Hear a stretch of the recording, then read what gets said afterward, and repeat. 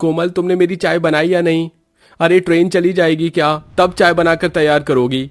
चाय बन गई है, बस थर्मस में भर रही थी। अब अर्पित जल्दी से चाय का थर्मस लेकर स्टेशन पर जाता है और जो पहली ट्रेन रुकती है उसी में चढ़कर चाय बेचने लगता है। बोलो चाय चाय चाय, गर्मा गर्म चाय ले लो, चाय चाय ले लो चाय। हाँ बेटा, एक कप चाय देना। हाँ अंकल जी, ये लीजिए। वाह बेटा, चाय तो तुमने बड़ी ही स्वादिष्ट बनाई है।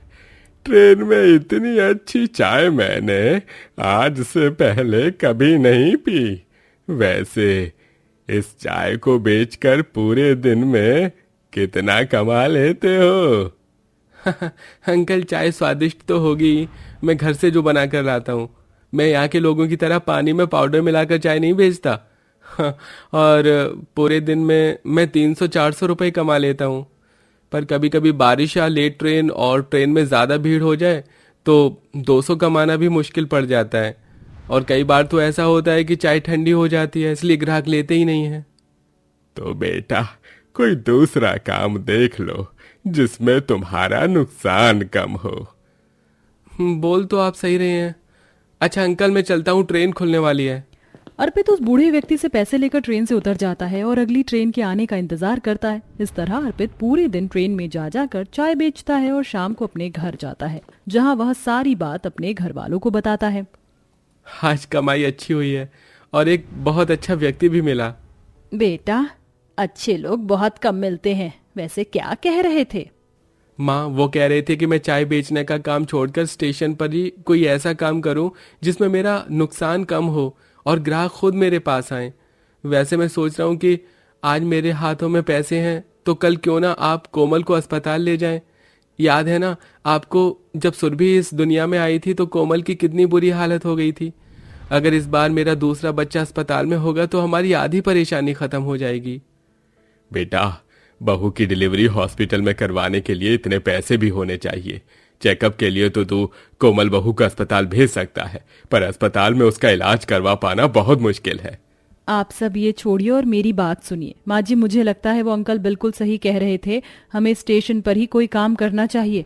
आप लोगों को मेरे हाथ का खाना बहुत पसंद है ना, तो मैं स्टेशन पर ही अपने खुद का ढाबा खोलूं। भाभी, स्टेशन पर ढाबा ऐसे ही नहीं खुल जाता, उसके लिए बहुत पैसे चाहिए और राशन। लेकिन सबसे जरूरी है जगह। हमें वहाँ कोई खड़े भी नहीं होने देगा। वो तो भैया बड़ी मुश्किल से ट्रेन में जाकर चाय बेच पाते हैं। अपने घर वालों की बात सुनकर कोमल उदास हो जाती है और कुछ नहीं बोलती। अब इसी तरह से कुछ दिन बीत जाते हैं और एक दिन अर्पित चाय बेचकर चलती ट्रेन से उतर रहा होता है, जिस वजह से वह चलती ट्रेन से गिर जाता है और उसे काफी चोट लग जाती है। अरे अरे देखो, ट्रेन से एक आदमी गिर गया है। उस औरत की आवाज सुनकर टीटी और आसपास के लोग भागते हुए अर्पित के पास जाते हैं और उसे उठाते हैं। अरे भाई, चलती ट्रेन से उतरना जरूरी था क्या? अपनी जान प्यारी नहीं है? हाँ? सर, जान तो बहुत प्यारी है, पर अगर मैं रिस्क नहीं लूंगा तो अपने घर वालों को कैसे पालूंगा? अरे भाई, ऐसे जान को जोखिम में डालकर काम करोगे तो अपने घर वालों को कैसे पालोगे? वो तो भगवान की कृपा थी तुम्हारे ऊपर जो बच गए। अब घर जाओ, कल चाय बेचने के लिए आना। टीटी के डांटने पर अर्पित खाली हाथ घर आता है और अर्पित के शरीर पर चोट के निशान देख सभी घर वाले डर जाते हैं। पापा, आपको क्या हुआ? आपको इतनी सारी चोट कैसे लग गई? आपको बहुत दर्द हो रहा होगा ना? आप मेरे साथ डॉक्टर के पास चलो। नहीं मेरी गुड़िया रानी, मुझे कहीं जाने की जरूरत नहीं है, मैं बिल्कुल ठीक हूँ। नहीं भैया, आप बिल्कुल ठीक नहीं हो। देखो आपको कितनी सारी चोट लगी है। और आपको ये चोट लगी कैसे? मैं चाय बेच रहा था, अचानक से ट्रेन में भीड़ जमा हो गई और ट्रेन चल पड़ी और मुझे ट्रेन से उतरना था, इसलिए मैं चलती ट्रेन से उतरने लगा और ये हादसा हो गया। मेरा थर्मस भी ट्रेन के नीचे आ गया, पर भगवान का शुक्र था कि मुझे कुछ नहीं हुआ, बस हल्की सी चोट आई है। पर मुझे समझ नहीं आ रहा अब मैं चाय बेचने के लिए कैसे जाऊंगा। बेटा, तू अपनी जान पर मत खेल। और रही थर्मस की बात, तो हम दूसरा थर्मस ले आएंगे और तू ट्रेन में मत जाया कर चाय बेचने, स्टेशन पर ही चाय बेच ले। माँ, स्टेशन पर ज्यादा कमाई नहीं होती। बहुत से पैसेंजर ऐसे होते हैं जो ट्रेन से नहीं उतरते। मैंने सोच लिया है, अब मैं स्टेशन पर साधारण खाना बेचूंगी। आप लोग मेरा साथ चाहे दो या ना दो। बहू, हम तेरे साथ हैं, पर तू गर्भवती है, तेरा 7वां महीना चल रहा है। ऐसे समय में तुझे आराम की जरूरत है और तू स्टेशन पर खुद का ढाबा खोलना चाहती है। अर्पित जी, कोई मेरा साथ नहीं दे रहा। आप तो मेरे पति हैं, कम से कम आप तो समझो। माँ, पापा, सपना, अगर कोमल चाहती है कि वो स्टेशन पर खुद का ढाबा खोले तो हमें इसमें इसका साथ देना चाहिए। कोमल, मैं कल तुम्हारे साथ स्टेशन जाऊंगा, तुम्हें जहाँ ठीक लगे हम वहीं अपना ढाबा खोल लेंगे।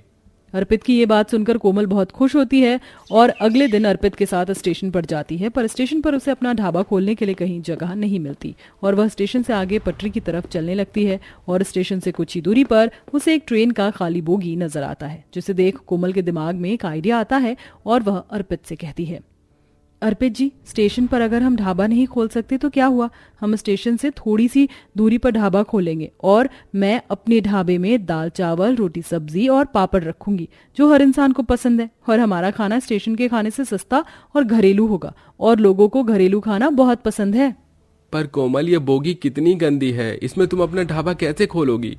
अर्पित जी, हमें जगह मिल गई और ये बोगी बहुत अच्छी है, बारिश में भी हमें दिक्कत नहीं होगी, बस थोड़ी सफाई तो करनी है।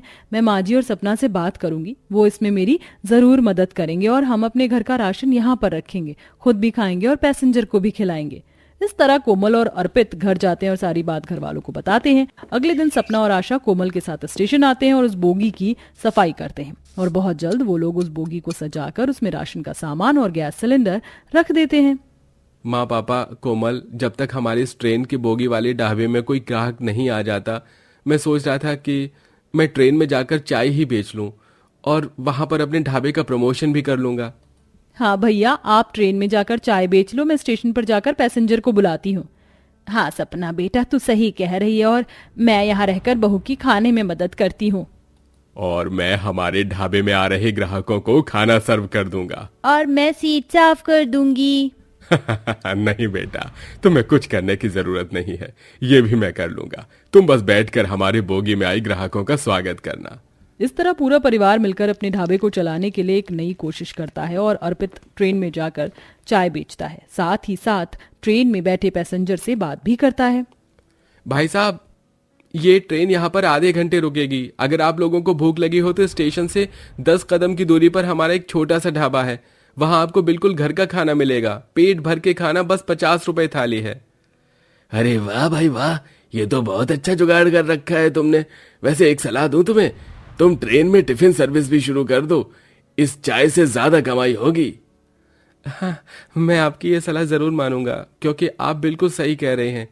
चाय तो सिर्फ 10 रुपए की बिकती है, पर अगर मैं टिफिन सर्विस शुरू करूंगा तो शायद मुझे खाने पर 150 रुपए मिल जाएं। इतना बोलकर अर्पित ट्रेन से उतर जाता है और सपना कुछ ग्राहकों को लेकर अपने ट्रेन के बोगी ढाबे में ले जाती है। वहां आए सभी ग्राहक उस ढाबे को देखकर बहुत खुश होते हैं और खाना खाने के बाद कोमल के खाने की और उसके ढाबे की खूब तारीफ करते हैं। जितना अच्छा आप लोगों ने ढाबा सजा रखा है उससे कई गुना अच्छा यहाँ का खाना है।